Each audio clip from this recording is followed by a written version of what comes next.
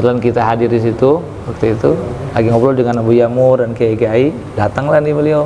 Tiba-tiba tak disangka nanya lah ke Abu Yamur ini, Buya, ini saya mau calonin Ki Ucu nih jadi bupati. Kira-kira Buya gimana? Kata Buya, oke. Gitu. Saya masih ingat ya, kata Buya. Nah, pas kemudian sampai kepada titik yang serius ketika salah satu teman itu membuat meme dimunculkan di media. Yang ada tuh yang fotonya itu di situ saatnya ulama memimpin Pandeglang gitu ya. Dari santri untuk Pandeglang yang mandiri, bergerak dan mandiri. Kayaknya mungkin ada yang mentertawakan juga. Saya sih fan-fan aja. Mau mentertawakan, mau respon biasa-biasa aja. Karena memang tadi itu tidak ada ambisi untuk ke sana. Kalaupun kita harus masuk ke sana, tujuan kita membawa visi misi dari para kiai dan dari guru-guru kita. Nggak ada yang lain gitu. Dan kenapa saya membiarkan teman-teman untuk terus memperjuangkan? Karena beberapa guru memberikan dukungan, itu aja. Artinya sudah ada restu dari guru? Ada.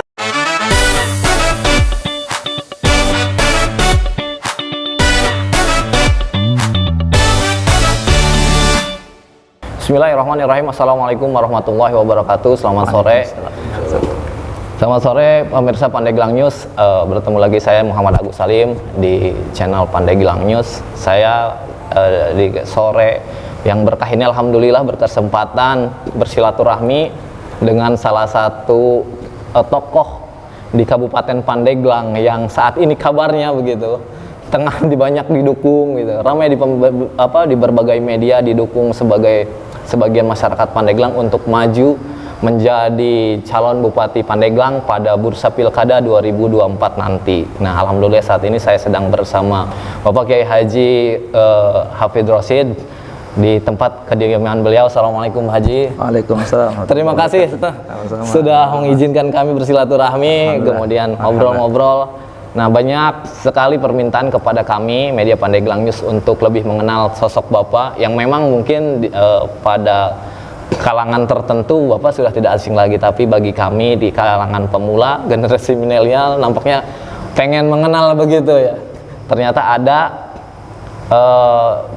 putra daerah dari tokoh yang katanya dikabarkan siap begitu maju sebagai Bupati Pandeglang, pemimpin yang mungkin berharapnya bisa mengembalikan lagi gitu marwah kota santri begitu, mungkin harapannya seperti itu kan ya. Ya, insyaallah. Kita akan sedikit banyak berbincang dengan Bapak Kiai ini ya, bagaimana mungkin keseriusannya tadi itu di kancah politik ataukah memang dukungan atau seperti apa. Tapi sebelum jauh ke membahas politik, kami ingin mengenal dulu tentang siapa sih sosok Pak Haji Rasyid yang katanya memiliki panggilan Ki Ucu begitu, kayak Ucu. Kenapa dari Hafidh Rasyid ke Ucu begitu. Nah, mungkin alhamdulillah beliau sangat enak pula begitu silaturahmi ya. Mangga Pak Haji, kira-kira kami dengan yang lain ingin mengetahui sebetulnya portofolio, karena saya mau riset nyari di internet gitu, artikelnya minim yang bisa saya temukan ya. Di momen ngobrol ini kami ingin tahu nih sebetulnya Pak Haji ini dari mana, kemudian juga di Pandeglangnya di mana, apakah memang asli Pandeglang atau memang asli dari mana? Monggo Pak Haji bisa jelaskan sedikit, bercerita lah begitu kepada kami.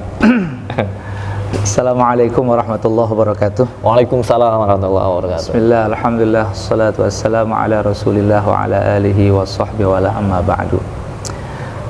Pertama, saya mengucapkan selamat datang dan juga ucapan terima kasih sama-sama Haji kepada rekan dari media Pandeglang News, itu Bapak Agus dan rekan yang sudah berkenan untuk silaturahmi ke tempat kami, pesantren BNQ Bani Hamim di Kadu Pinang, Pandeglang. Alhamdulillah di sore hari yang berkah ini, di hari ke-6 bulan Ramadan ini, kita berkesempatan untuk ngobrol-ngobrol seputar isu percabupan atau Pilkada Pandeglang 2024 ya. Terutama di sini saya ingin mengenalkan sebagaimana permintaan dari Pak Agus ya, tentang profil saya. saya diberi nama oleh orang tua Ahmad Hafid Rashid. Nama aslinya Ahmad Hafid Rashid. Nah, kemudian sejak kecil dipanggil Ucu. Jadi keluarga dan masyarakat sekitar memanggil saya dengan Ucu. Dan sampai sekarang pun lebih dikenal dengan Ucu ya, ketimbang nama aslinya.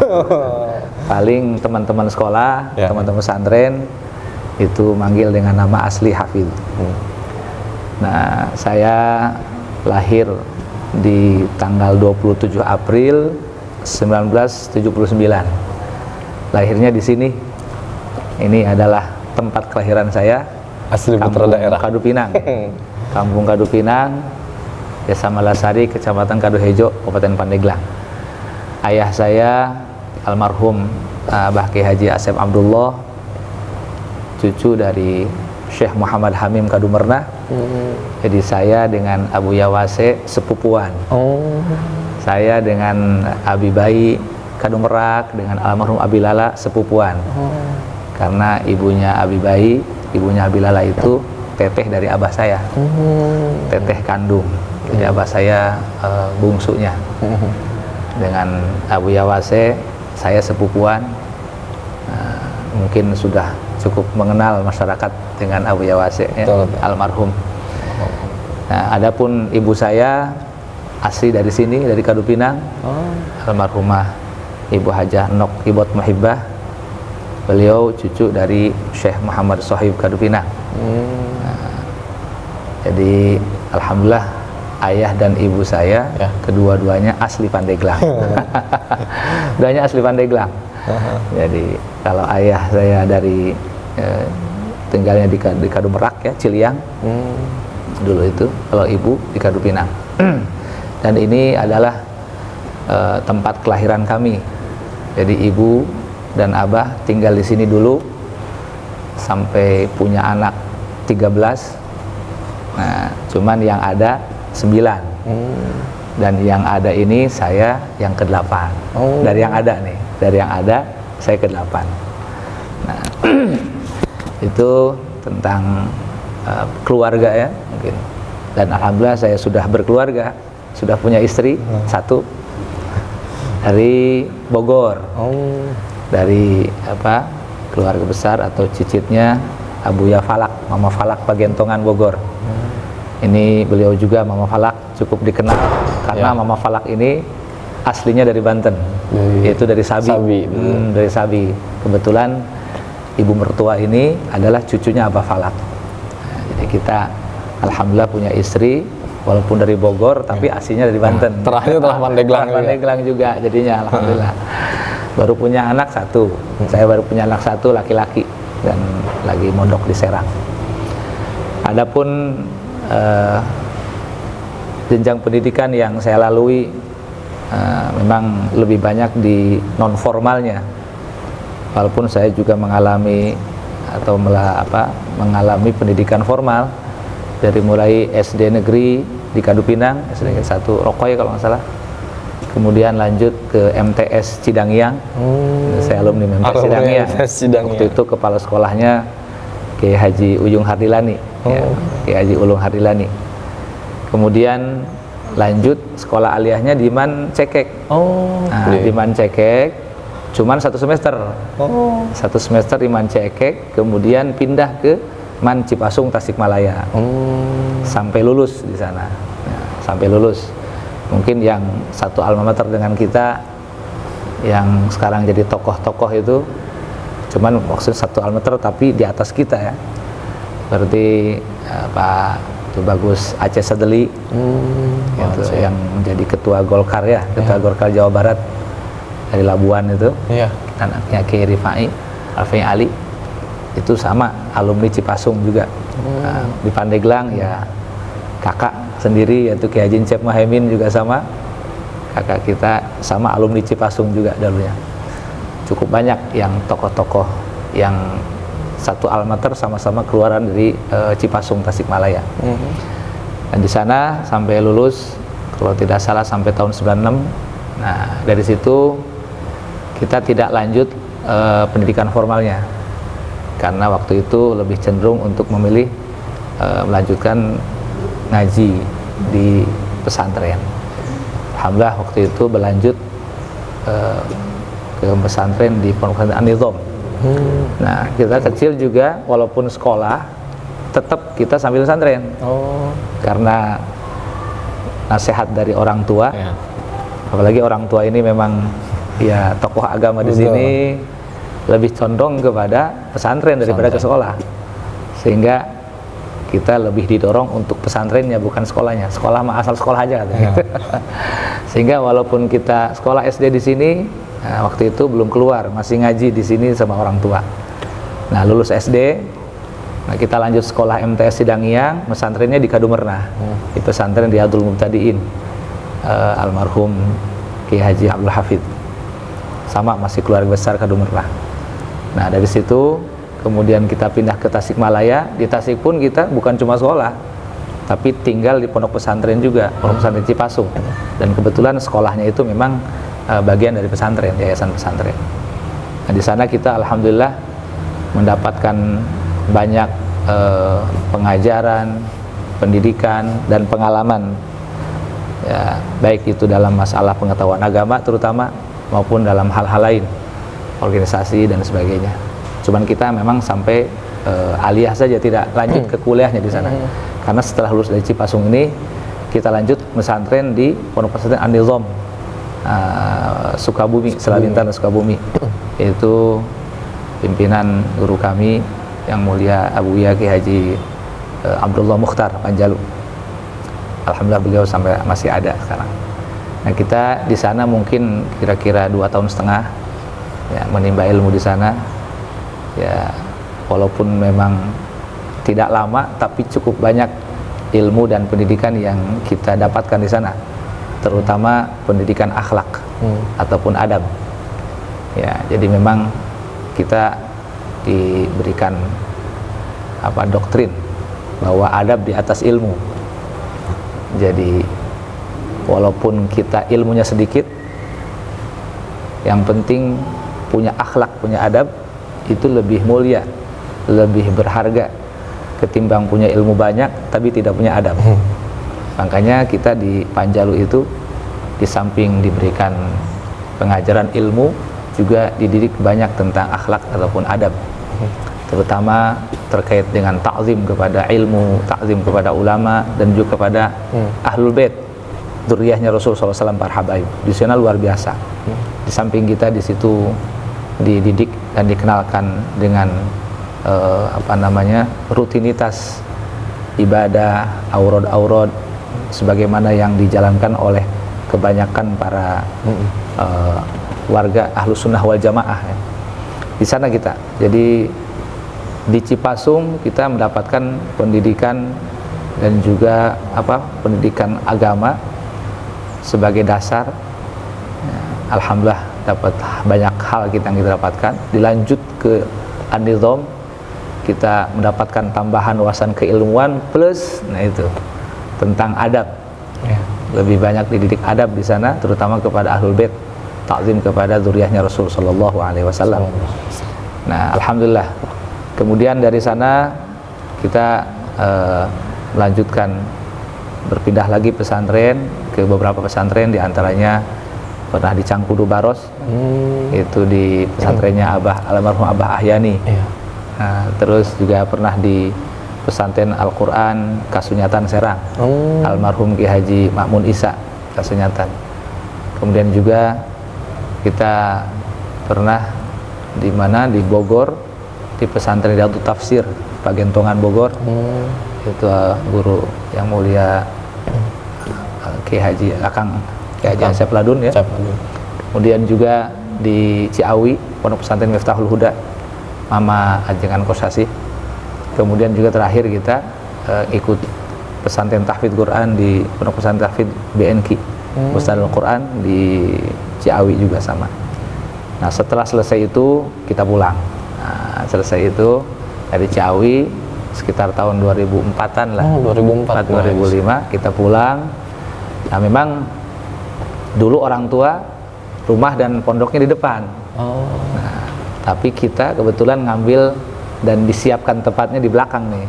Nah, dulu di sini sebelum seperti ini kebun. Kebun.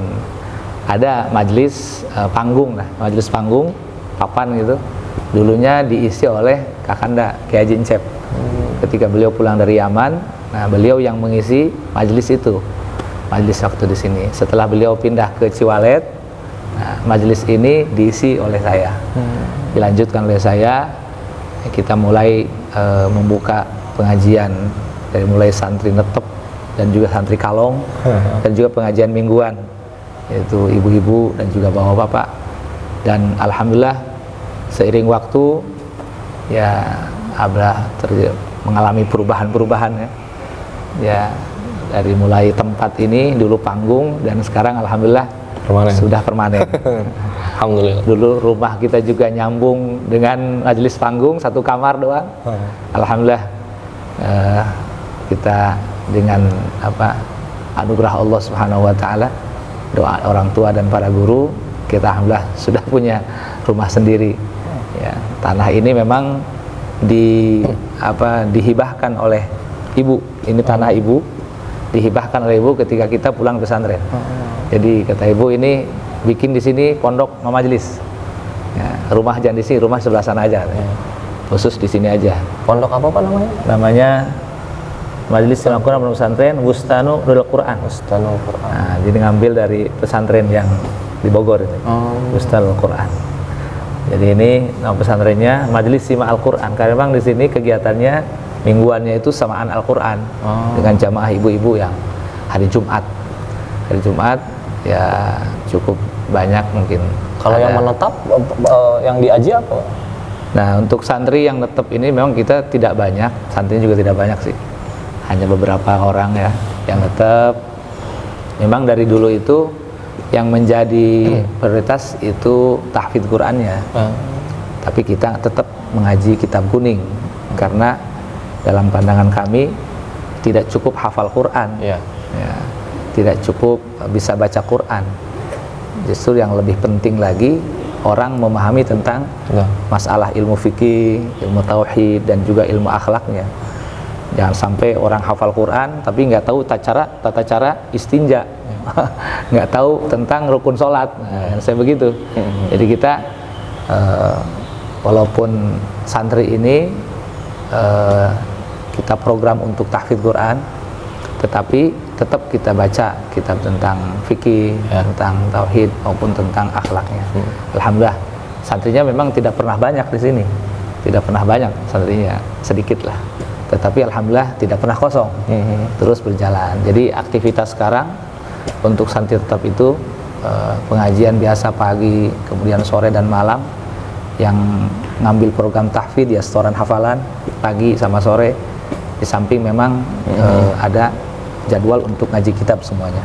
Nah, itu ya kira-kira yang kita informasikan terkait dengan profil keluarga dan kegiatan sehari kita. Betul. Memang di sini kalau mingguannya hari Jumat, ibu-ibunya pagi jam 8 sampai jam 10 semaan Quran dan ada pembahasan tentang Quran. Nanti untuk ustadz-ustadznya jam 2 sampai jam 5 biasanya bareng dengan Al-Mukarram Kiai Haji Encep berdua ngajar di sini. Nah, itu alhamdulillah sudah berjalan, ini sudah cukup lama kita berjalan. Ya mulai 2005 berarti sekarang sudah hampir 20 tahun kan? 20 tahun. Hampir 20 tahun. Cuman ya begini aja. Tapi bagi kami alhamdulillah. Bagi kami walaupun mungkin tidak besar tapi kami tetap berjalan. Ya bagi kami yang prinsipnya bahwa kehadiran kami ini bisa memberikan manfaat buat keluarga dan juga masyarakat di sini khususnya. Makanya kita lebih memilih bertahan di sini, tidak keluar rumah.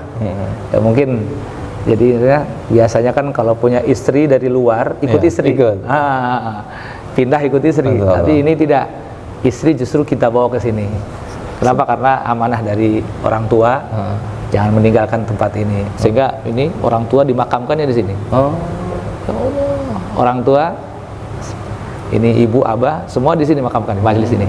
Karena kita punya punya keinginan waktu itu, andaikan umpamanya orang tua lebih dulu menghadap Allahnya, saya ingin kedua-duanya dimakamkan di majelis saya. Luar biasa. Nah, Subhanallah. kalau memang di sini kan di pinggir sini kakak juga ada pesantren, pondok pesantren Faidul Alam Bani Hamim, cukup banyak kan artinya keluarga pada di sini. Jadi semuanya pada di sini, jadi ngumpul di sini. Gitu.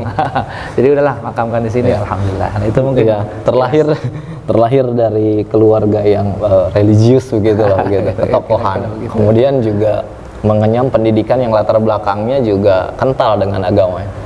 Nah, sekarang di 2024 kembali banyak kabar terkait pencalonan pilkada. Nampaknya juga ketika sudah mendengarkan penjelasan dari Pak Kiai tadi, dari mulai perjalanan pendidikan, kemudian menempa ilmu, rasanya yang sekarang sudah dijalani juga cukup cerdak, Pandeglang tuh Manina. Betul. Sebenarnya apa yang sudah namun kita bisa diceritakan, ya betul. Kita udah senang gitu ya. Namun mungkin bisa diceritakan awal mula atau bagaimana ceritanya bisa sampai dengan terjun begini ya. Bisa muncul terjun bebas gitu di permukaan bahwa Pak Kiai Haji Ucu ini ingin berkiprah di kancah politik mungkin atau menjadi bupati. Mungkin gimana itu? Jadi sebenarnya gini, awal mula Haji, enggak. Karena memang kita dari kecil sampai usia dewasa itu betul-betul lebih banyak dididik dalam dunia pesantren, sehingga memang sedikit pun tidak pernah terpikir, apalagi ada cita-cita untuk terjun dalam kekuasaan atau politik yang ada, sama sekali nggak ada. Karena memang kita dididik dari kecil diarahkan untuk ke agama. Jadi untuk menjadi penyampai pesan agama ke masyarakat gitu. Nah, mulai ada berpikir untuk masalah politik ataupun yang kaitan dengan masalah kenegaraan setelah kita masuk dalam organisasi, yaitu waktu itu Front Pembela Islam. Nah, sekitar di tahun 2015-an kalau nggak salah kita masuk dalam kepengurusan Front Pembela Islam, itu jadi Ketua Dewan Syariah Banten ya, FPI Banten. Nah, mungkin sudah sama tahu tentang bagaimana sepak terjang FPI. Ya walaupun memang ada yang memandang negatif tentang FPI, tapi saya yang di dalamnya insya Allah tahu tentang positifnya FPI.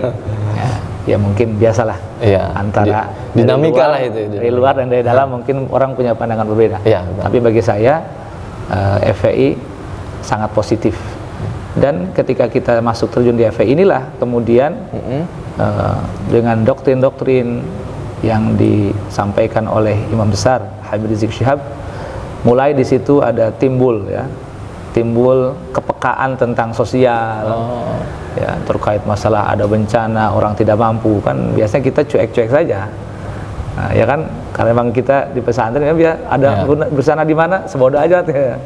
Tapi ketika kita di FPI, dari situ kita didoktrin supaya punya kepekaan, kemudian dengan hal-hal seperti itu, terjadi bencana dimanapun, bukan di negara, di mana saja, selalu kita diarahkan untuk bantu gitu. Termasuk didoktrin untuk peduli dengan kondisi negara, ya mulai supaya kita ada kepedulian, ada perhatian tentang masalah berbangsa dan bernegara gitu. Karena kita didoktrin oleh beliau bahwa negara ini tidak boleh dilepas, ya, negara ini tidak boleh lepas oleh para ulama, oleh para santri, harus ikut andil gitu. Harus ikut andil karena memang negara ini terbentuk juga atas jasa besarnya para ulama dan para kiai, para santri. Nah, sebagaimana sejarah menyebutkan itu. Jadi tidak boleh kemudian ditinggalkan. Pancasila sebagai dasar negara, hasil karya besarnya ulama, ya, ini tidak boleh kemudian ditafsirkan seenaknya oleh orang-orang yang tidak kenal agama. Ini berbahaya gitu. Nah, makanya dari situ kemudian timbullah kita ada perhatian, ada kepedulian tentang masalah negara. Ya, masalah politik, sehingga dalam FPI itu dari dulu ada yang namanya istilah jihad konstitusi. Karena FPI itu salah satu program unggulannya adalah aswajaisasi namanya. Nah, yaitu bagaimana menyebarkan faham Ahlus Sunnah wal Jamaah melalui dakwah, hisbah dan jihad konstitusi. Nah ini nih. jihad fisabilillah, tapi maknanya jihad konstitusi. Nah, disitulah kemudian kita sebagai anggota FPI tertuntut bukan cuma untuk dakwah, menyampaikan paham Ahlussunnah wal Jamaah lewat majelis atau lewat panggung-panggung ceramah, tapi juga kita dituntut untuk berhizbah. Berhizbah itu melakukan amar nahi mungkar. Ketika kita melihat hal-hal kebaikan yang ditinggalkan, kita ingatkan.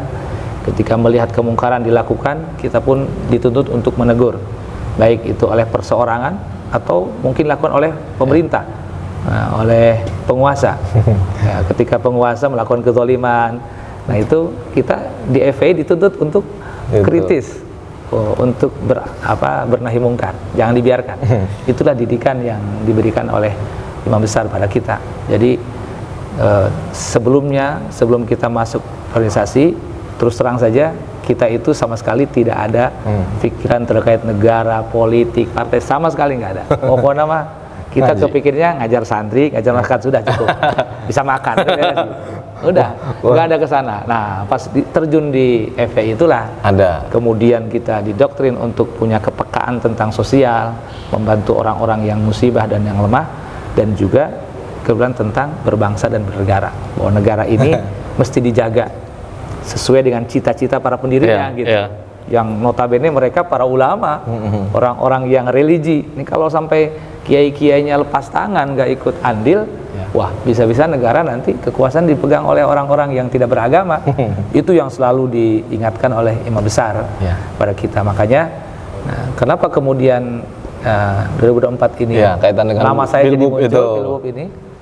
Apakah ada dorongan dari hati begitu? Sebenarnya walaupun kita didoktrin untuk yang namanya jihad konstitusi, kita selalu mengarahkan itu ke teman yang lain, ya, bukan ke kita. Artinya mendorong teman-teman yang lain atau simpatisan yang punya potensi, yang punya kemampuan untuk duduk di parlemen, di dewan atau di eksekutif, kita dorong biar nyalon. Jadi bukan kita yang sebetulnya diri sendiri itu ngedorong orang. Saya lebih ke ngedorong orang. Ngedorong orang baik dari kader, dari teman-teman organisasi maupun dari simpatisan FPI. Kita dorong untuk masuk ke eksekutif atau legislatif. Kita belum pernah menginginkan kita yang maju, bukan. Tidak mendeklarasikan diri. Terus ini bisa begini gimana awalnya? Memang dicerita. Mungkin cerita ini bisa ada yang nggak perlu dipublis. Jadi awalnya itu sebenarnya ada satu orang yang dia merasa punya dana cukup. Orang ini orang Pandeglang aslinya, cuman tidak di Pandeglang, tinggal di Jakarta. Mungkin tidak banyak orang yang mengenal beliau, tapi cukup dekat dengan kami, dan beliau merasa punya dana. Nah, satu waktu beliau suka canda-canda, "Kiai, kita calonin aja jadi bupati." Apa-apaan gitu kan. Selalu kita menolak, membantah. Tidak dihiraukan lah. Nggak dihiraukan lah, ngapain gitu. Nggak nyambung gitu saya gitu. Terus tapi nanti ketemu suka ngomong lagi. Nah, ternyata dia itu bicara begitu serius. Tidak bercanda. Jadi beliau ini justru berkeliling di Pandeglang, ke kiai-kiai gitu, ngobrol-ngobrol, nanya-nanya tentang Pandeglang, tentang kepemimpinan Pandeglang semacam, kaitan dengan saya. Nah di situ kemudian dia mengetahui ternyata saya cukup dikenal dan dikenal baik oleh kalangan beberapa kiai gitu di Pandeglang. Artinya dia menilai ada potensi. Itu ada potensi begitu. Makanya beliau kenceng untuk mendorong. Nah sampai kemudian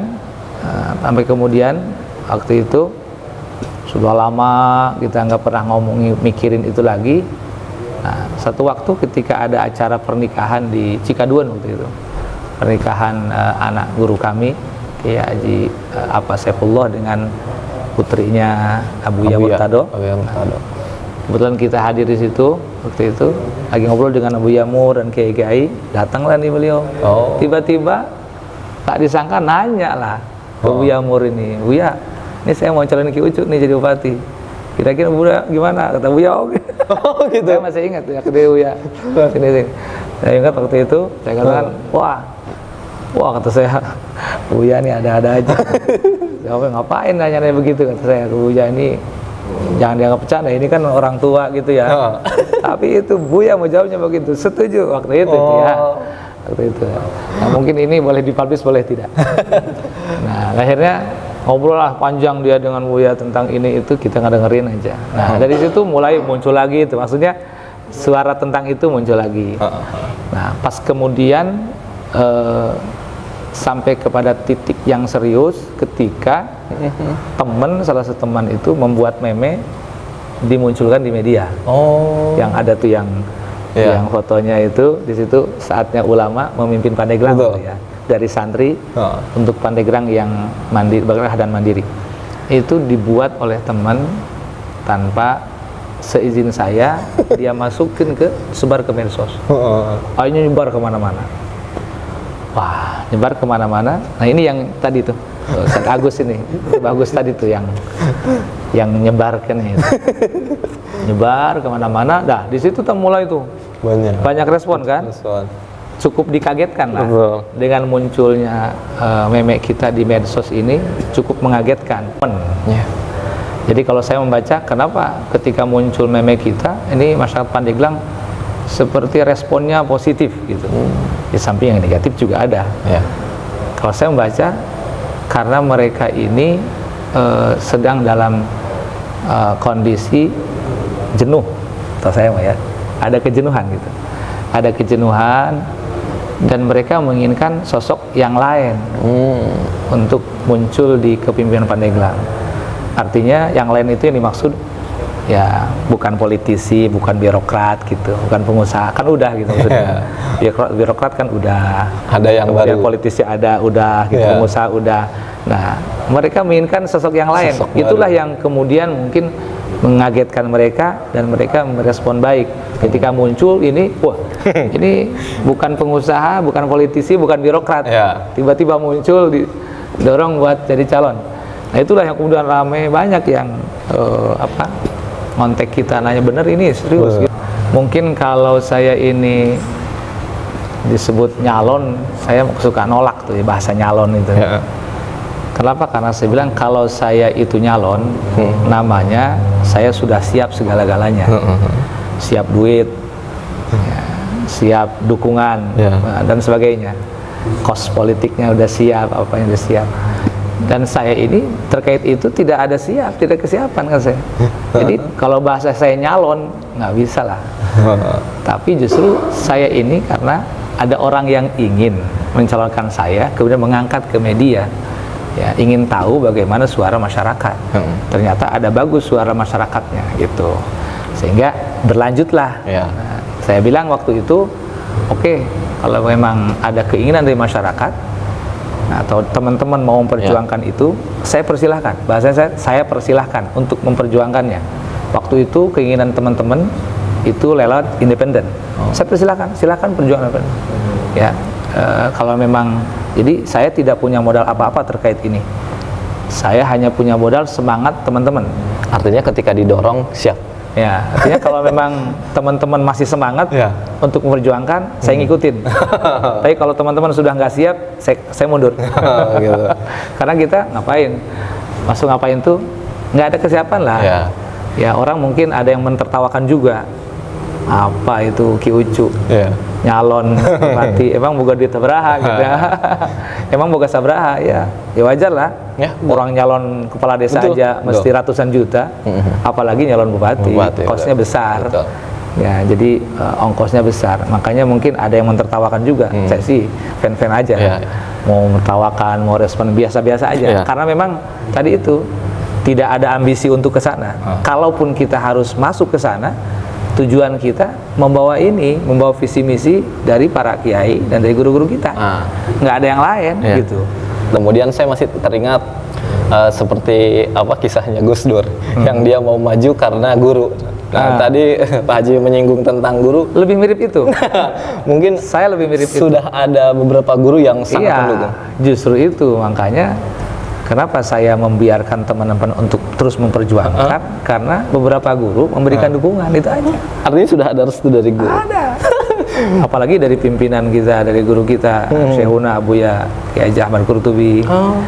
Wah, beliau sangat mendukung sekali, sangat mendorong sekali. Dan salah satu yang mendorong juga yaitu guru kita yang di Sukabumi itu, Abuya. Kita juga cukup kaget ketika beliau memberikan dukungan, karena kita waktu pesantren di sana itu, beliau itu salah satu kiai yang cukup menjaga dengan pemerintah, tidak dekat lah gitu, bukan membenci tapi menjaga jarak gitu, dan kita pun terbawa oleh kita. Nah, ini Abuya yang Sukabumi ini justru yang begitu luar biasa, memberikan dorongan, selalu nanya, kalau ketemu pasti nanya. Sampai waktu itu, waktu beliau mengisi acara bedah kitab yang beliau karang di Tangerang, kita ziarah ke tempatnya Habib Jindan itu, Habib Jindan.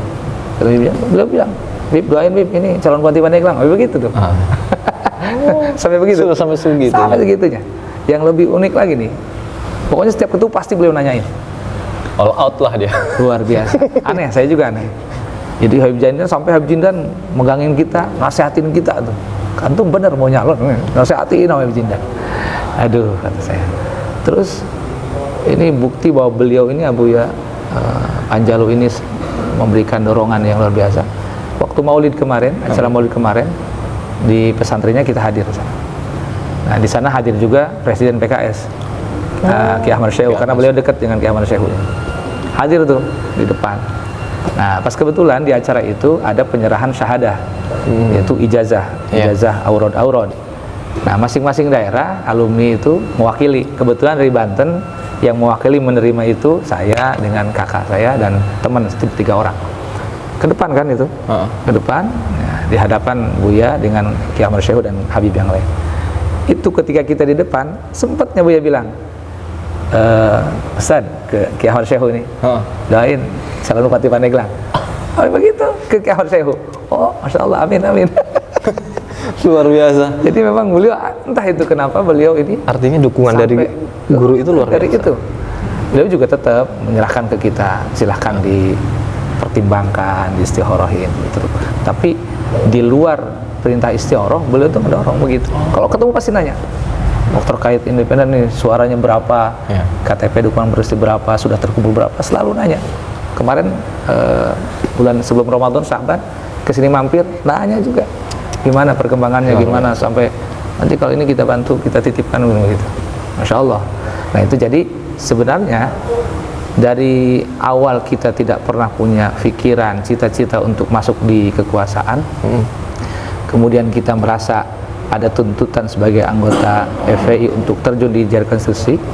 Nah, tetap di situ juga hati tidak ada keinginan, malah mendorong orang aja, teman-teman.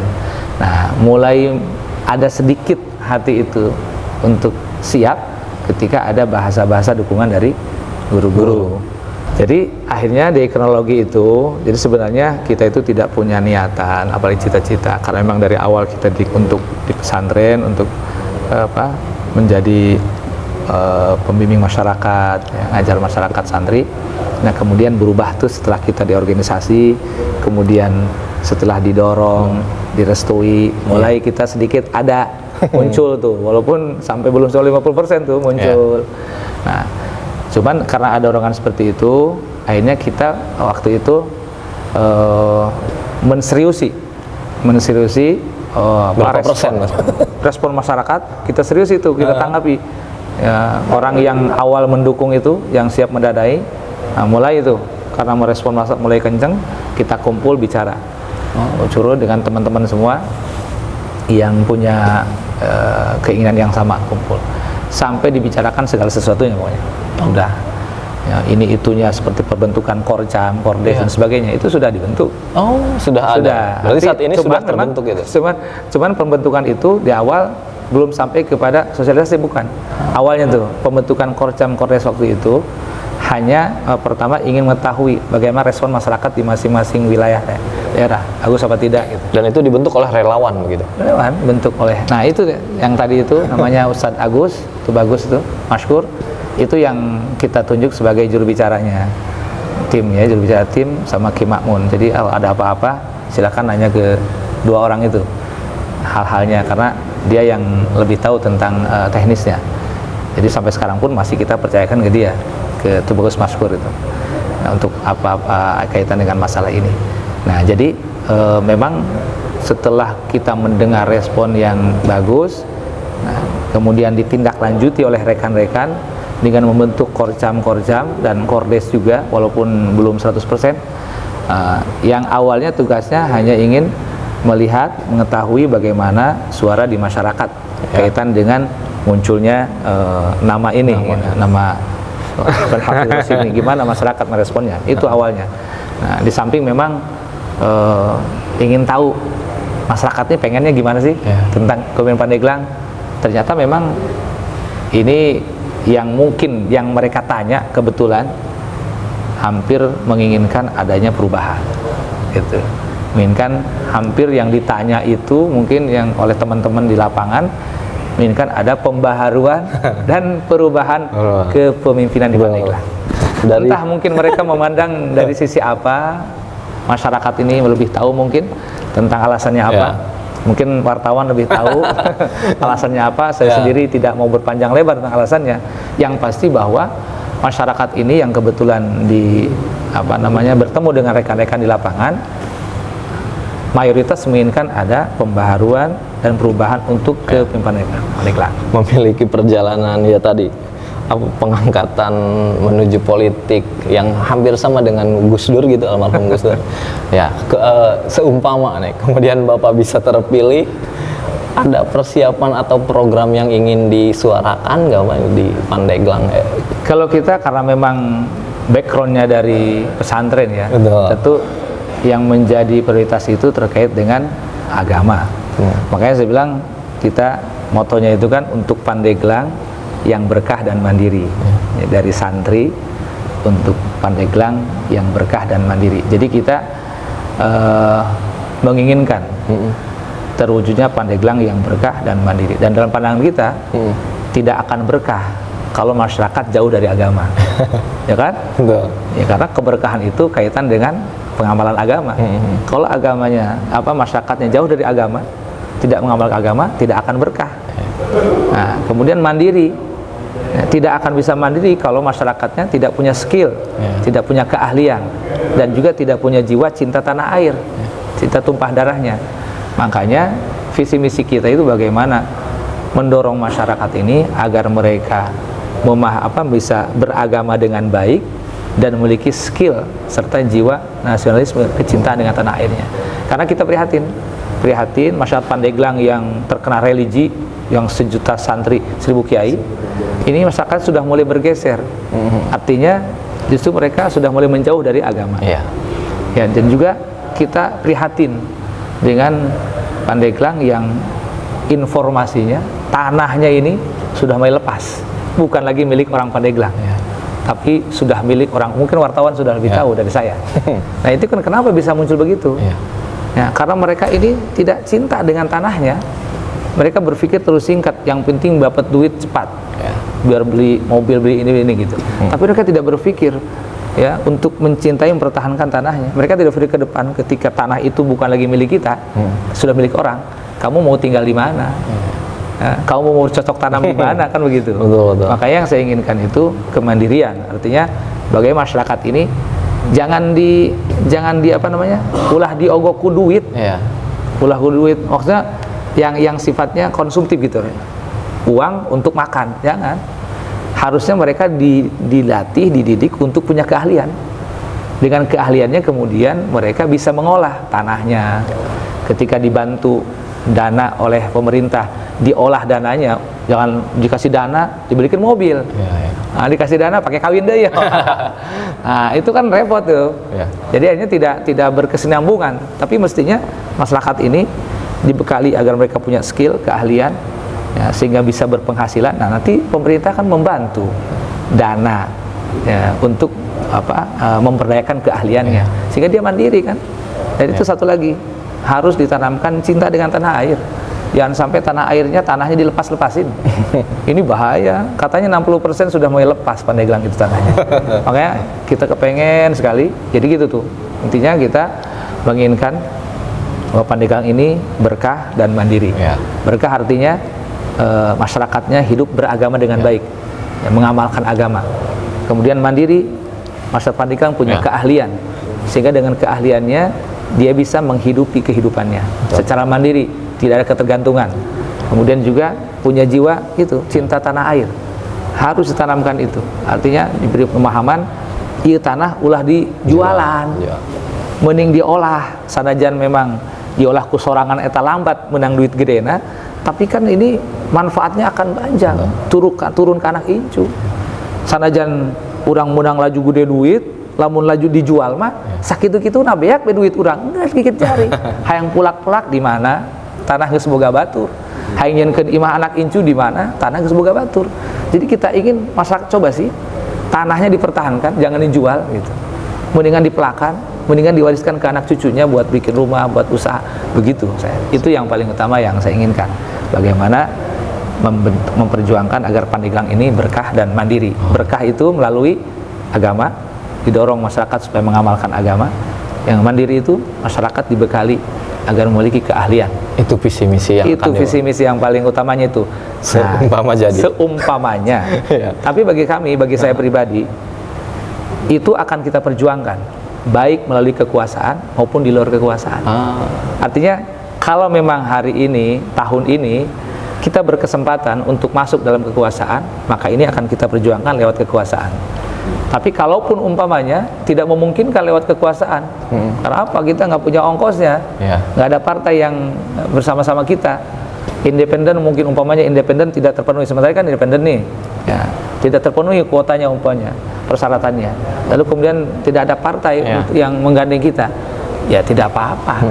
Kok perjuangan tidak harus lewat itu saja? Tetap perjuangan itu akan kita lanjut, bagaimana mewujudkan Pandeglang berkah dan mandiri. Walaupun mungkin hanya sekup kecil yang bisa kita arahkan, kampung kita umpamanya atau daerah kita.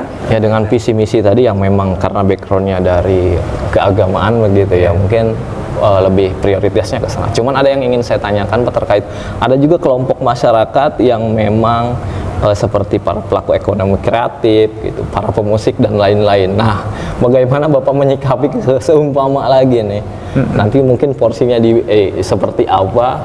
Karena untuk tadi memastikan kelompok masyarakat di Pandeglang juga ini bisa apa ya, terpenuhi begitu.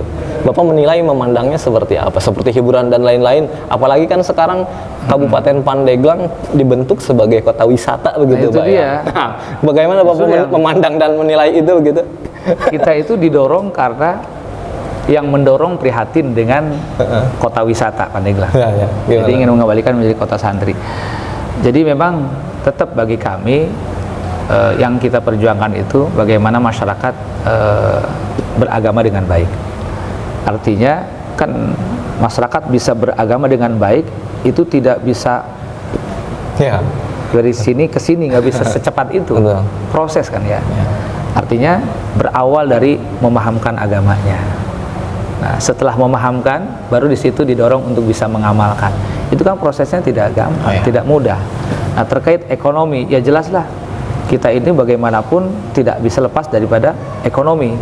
Maka perekonomian itu harus didorong untuk berkembang.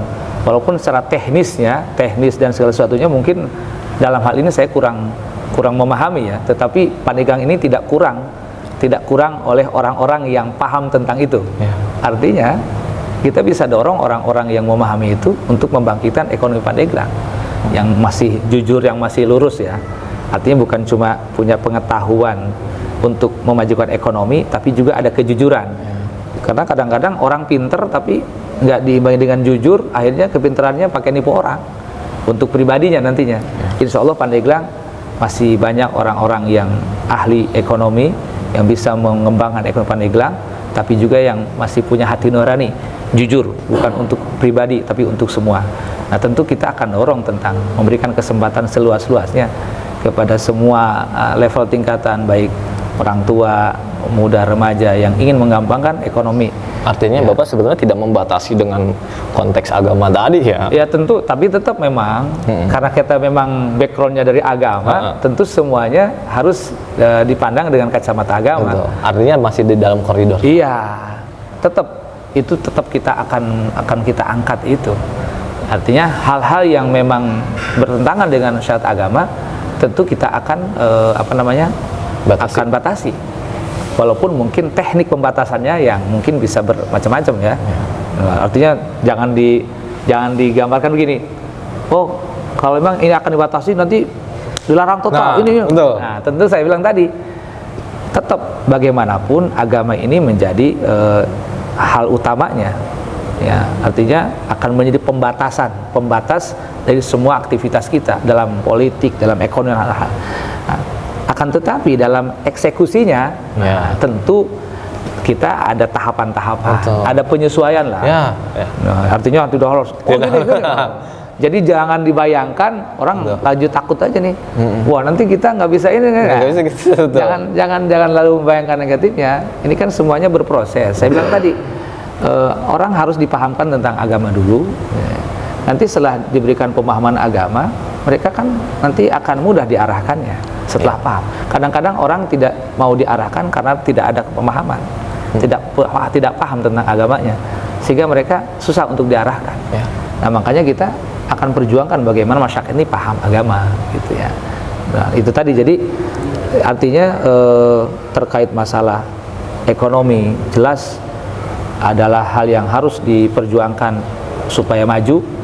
Tapi bagi kita tetap semuanya harus dibatasi dengan agama. Artinya tidak boleh sampai kemudian berbenturan dengan agama dan juga berbenturan dengan norma sosial, dengan sosial di Pandeglang gitu ya. Nah, gitu kira-kira.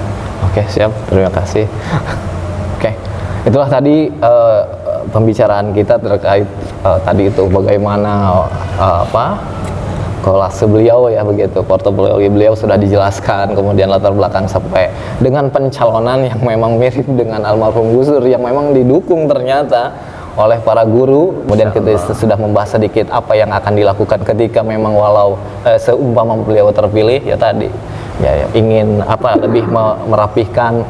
Kemudian juga ada yang perlu digarisbawahi tadi bahwa meskipun kental background agama dan visinya, tapi tidak terlalu mengekang bagaimana para pelaku ekonomi kreatif di Pandeglang itu untuk bisa membantu perekonomian di Pandeglang. Artinya kita semuanya akan akan dilakukan secara bertahap. Iya, betul.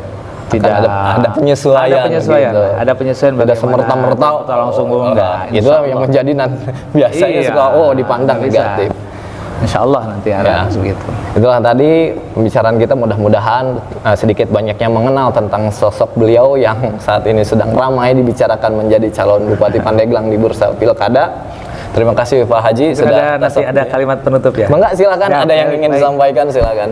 Nah, sebagai penutup dari perbincangan ini, salah satu yang sering kita baca doa yaitu doa ya arhamar rahimin, ya arhamar rahimin, ya farij al muslimin, nas'aluk waliyuqim al-alla kay nastaqim ala hudakal qawim wala nuti'al la'in. Ini salah satu yang kita selalu baca bersama santri, apalagi di malam Ramadan. Apa isinya? Isinya adalah meminta kepada Allah waliyuqim al-alla kay nastaqim. Kita minta kepada Allah pemimpin yang bisa menegakkan keadilan, kainastaqim, supaya kita semua istiqomah di dalam kebenaran, ala hudakal qawim, istiqomah dalam petunjuknya Allah, menjalankan syariat Allah, menjalankan kebenaran, berhubungan dengan baik dengan masyarakat, wala nuti'al la'in, sehingga kita tidak taat sama setan yang selalu membawa kita kepada kesesatan. Itu salah satu doa yang selalu kami baca. Jadi kami berharap kabupaten ini, provinsi Banten ini, dan negara ini diberikan pemimpin yang bisa menegakkan keadilan. Amin, amin. Sehingga masyarakatnya bisa istiqomah dalam kebaikan dan tidak tersesat mengikuti ajakan setan. Itu doa kami. Nah, makanya terkait Pandeglang ini, kami ini tidak berambisi untuk sampai harus menjadi P1 ya, atau masuk dalam, enggak. Semua itu bila memungkinkan. Bila memungkinkan ini diperjuangkan, ya teman-teman silahkan memperjuangkannya untuk sampai ke sana. Kalaupun tidak memungkinkan, tetap perjuangan kami tidak akan berubah. Bagaimana kami ingin bahwa Pandeglang ini menjadi kabupaten yang berkah dan mandiri. Itu saja. kalimat berikan. Jadi perjuangan kami ini tidak harus melalui kekuasaan. Jadi saat ini karena sesuatu masih terbuka, masih harapan masih ada, perjuangan masih terbuka lebar untuk bisa melalui kekuasaan, maka kita atau teman-teman akan terus memperjuangkannya agar saya mungkin bisa masuk kekuasaan itu, baik mungkin P1 atau P2 atau apalah. Artinya tidak membatasi harus tidak P1 itu, baik independen atau mungkin juga dengan partai yang sejalan. Insya Allah teman-teman sedang memperjuangkan itu. Tapi kalau segala sesuatunya dari sini sana sini ternyata tidak mungkin kan, ya kami tidak akan kecil hati atau berhenti berjuang, enggak. Kami tetap akan berjuang untuk Pandeglang. Luar biasa. Bagaimana Pandeglang agar bisa menjadi kabupaten yang berkah dan mandiri. Kalau andaikan ada calon yang sudah dipastikan masuk jadi calon dan sejalan dengan kami, maka kami tidak masuk nih. Ada calon yang yang masuk dan sejalan dengan pandangan kami siap mendukung. Ya, siap mendukung insya Allah. Tapi karena memang saat ini semuanya masih terbuka, masih memungkinkan, sehingga teman-teman masih memperjuangkan dan saya mempersilahkannya. Luar biasa. Ala kulli hal, mudah-mudahan ada kemaslahatan buat saya, buat keluarga dan buat umat. Doakan biar saya, keluarga, masyarakat dan jamaah semua doakan biar saya selamat. Amin. Biar saya dijaga oleh Allah zahir batin saya, dunia akhirat saya. Amin. Karena yang saya inginkan adalah keselamatan nih. Amin, amin, amin. Bukan kekuasaan, selamat yang penting. Amin, itu saja mungkin sebagai penutup dari saya. Siap. Terima kasih Pak Haji, itulah tadi yang sudah kami bicarakan. Silakan masyarakat yang menilai tentang para kandidat yang kami sajikan. Itulah tadi saya Muhammad Agus Salim bersama narasumber kita Kiai Haji Hafidz Rasyid atau Kiai Ucu. Terima kasih atas waktunya. Sama-sama. Assalamualaikum warahmatullahi wabarakatuh. Waalaikumsalam.